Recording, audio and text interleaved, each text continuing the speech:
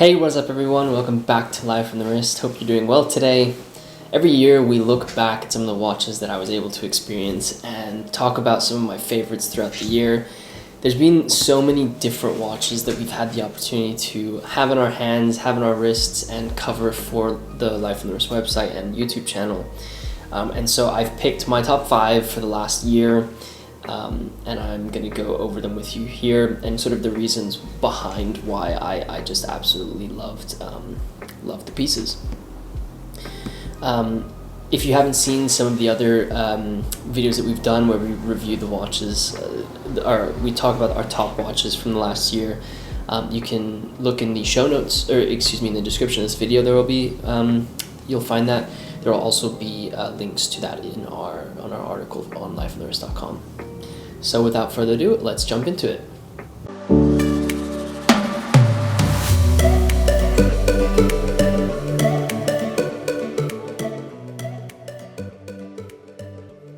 Alright, so if you look, you see that I'm looking over to my right, it's because I'm kind of referencing my computer here.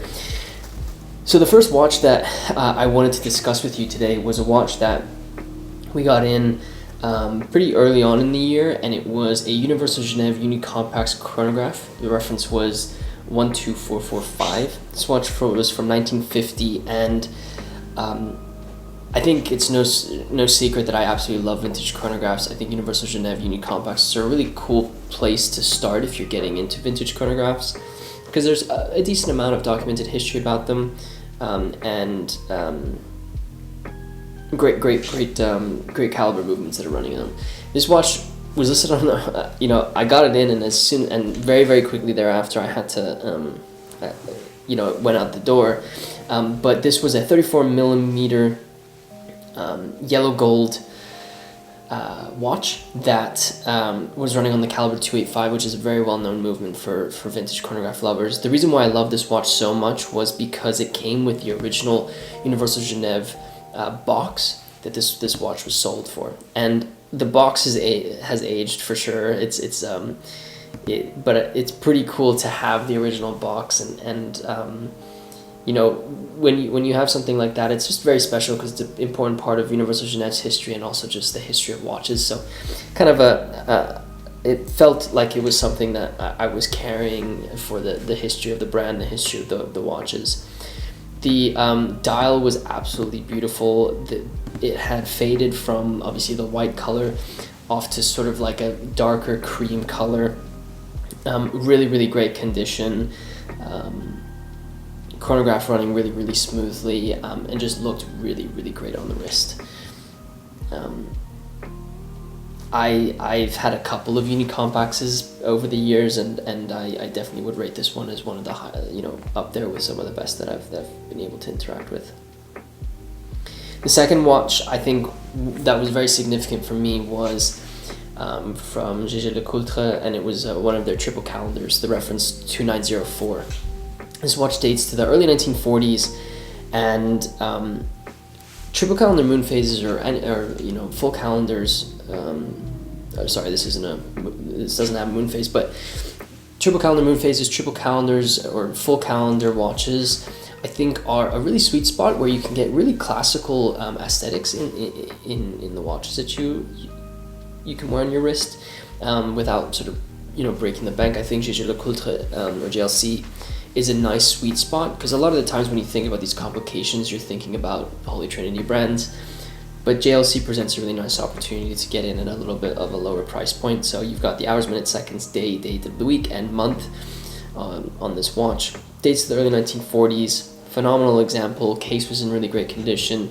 The lugs were super awesome. The stepped case was really had a presence on your wrist. Kind of a copper colored dial, running on the caliber 464-A movement. There really is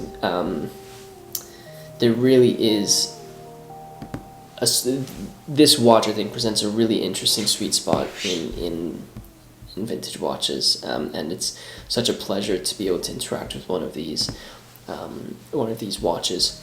What I love about this is 36 millimeter case in stainless steel, but because the lugs are kind of like these claw lugs, they are a lot longer than you really think, and so fits really nicely on the wrist.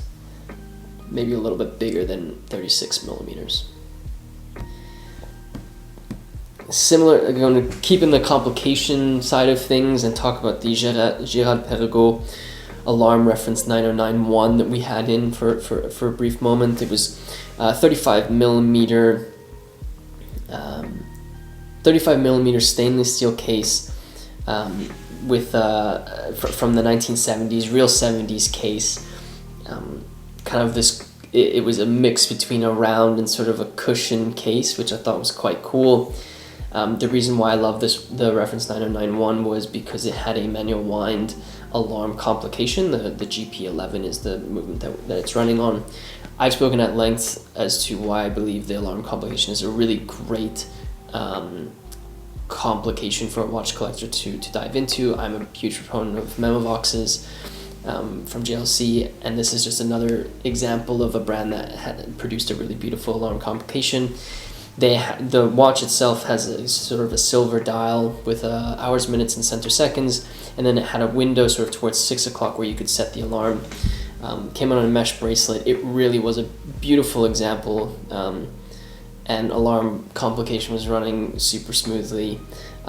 I think just because I love this complication is why it's in this list, and you know, the GP11 is a pretty great movement. Not super ostentatious when it came to finishing. It's very basic, very tooly, but that's what this watch was used for. So yeah, a really fun watch to have. The penultimate watch, I wanted to talk about the Bulova 666 feet diver reference 386-1 that we had in. This watch was from 1960, 35 millimeter stainless steel case. The 666 feet divers are very, very collectible by people who are interested in Bulova. 35 millimeters is a nice spot. This was, I think, the first watch that we had in that had a black dial. And so it was a little bit of a change for me to have a black dial that's sort of aged quite nicely. The hour markers have also aged super nice. Hours, minutes, center seconds with a lollipop seconds hand, date at 3 o'clock. The only thing that was wrong with this piece was the 11 o'clock hour marker. The loom has started to come off a little bit, and so it gave it a little bit of a different look. But on a mesh bracelet, there wasn't a lot that you could be upset about when you had this on your wrist. I really enjoyed it. I think the history of the 666 divers are super interesting, super wide ranges of these pieces. Devil divers are definitely a hit. The last one I wanted to talk about was actually a watch that I think really embodied my why I love the watches that I loved for this year, and that was a watch from LeCoultre. It was a Master Mariner 1200 automatic watch. Something that I've noticed over the last year is I've really gravitated towards very simplistic dial layouts with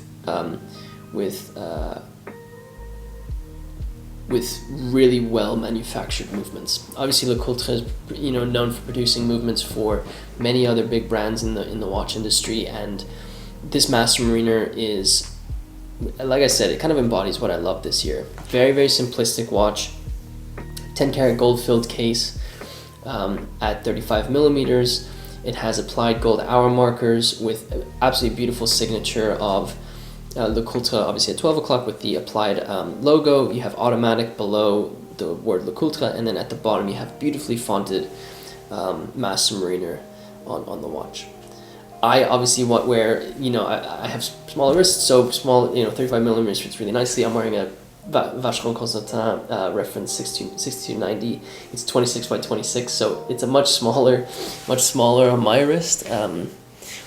But 35 millimeters is a great place for people who are interested in sort of this era of watches. It's from the 1960s, running on the caliber LeCoultre 880 movement, which is a bumper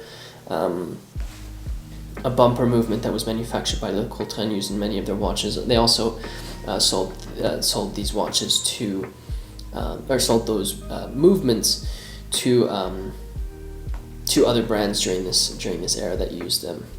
super robust feeling, but I think what I loved about it was its simplicity, how the font sort of gave it a really romantic sort of aesthetic, and how good it looked on the wrist. It was really interesting to compare this with, you know, the 10 karat gold compared to something that was 18 karat gold, because it definitely has a different hue, and that was quite a cool thing to look at as well. So those are my top 5 watches. Let me know which one you enjoyed the most out of these top 5, or if there's one that I maybe missed, be sure to leave a comment. I'm looking forward to this year. I think we've got, 2023. It's really crazy to me that this year is coming to an end. I feel like we just started 2022, but we're about to get going again, and I hope it's going to definitely be filled with more watches as we continue here on this journey. It's really interesting to see how things have evolved at Life on the Wrist, and look back at the watches that we had, in 2017, and compared to some of the stuff that we're looking at now. It's definitely a fun exercise, and one of the reasons why I think we all fall in love with the hobby of watchmaking. So I know it's only November, but I hope you all have a great holiday season as we get into the colder weather. If you're in the northern hemisphere, if you're in the southern hemisphere, I hope it warms up nicely and you get to enjoy some of the warmer weather. But yeah, let me know what you think about these 5 watches. I'd love to hear your thoughts. As I mentioned, we're going to have an article on our website, so you can head over to lifeonthewrist.com and go to the editorial section if you want to read the article. There will also be links in the description to the previous versions of these yearly reviews that we've done, so you can check that out as well. If you are new to Life on the Wrist, be sure to subscribe to the channel and let a friend know about the channel. Share this with a friend who might be interested in watches. If you wouldn't mind hitting the like button for me, it really does help me out. With that said, guys, thank you so much for watching this video, and until next time.